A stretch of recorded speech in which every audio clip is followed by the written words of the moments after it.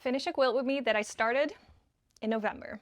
So one of my old friends had a sweet baby boy in November, and this quilt is for him. It was supposed to be done in November, but so many things went wrong. This is my very first quilt, so I did not really know what I was doing, and I picked really cute fabrics.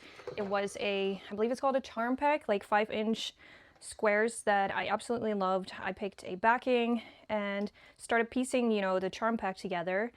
And the first thing that kind of went wrong was that my seams were splitting. And I kind of fixed that with the quilting, but I do know what I'm gonna do like different next time.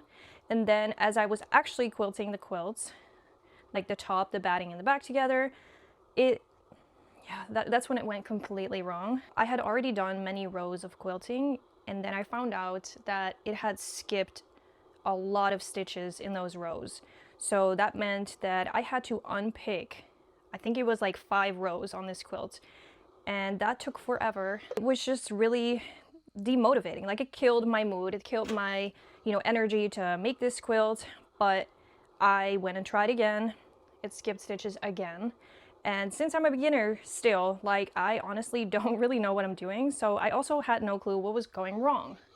So I put the project away. I did not want to deal with it for a little while. Like, I just didn't know how to fix it. It was just sitting, waiting for me to finish it. Then I looked up some videos on like what to do when you have some skipped stitches. I looked in some Facebook groups. I took all those tips, and it kind of worked. I started up this week again with the quilting, and I actually finally finished it. But when I started, I had skipped stitches, but there were certain things that I was doing that I noticed were causing some of the skipped stitches. For example, I was backstitching at every beginning of like a row that I would quilt, and right after that it would skip the stitches. So once I actually stopped doing that, it was fine.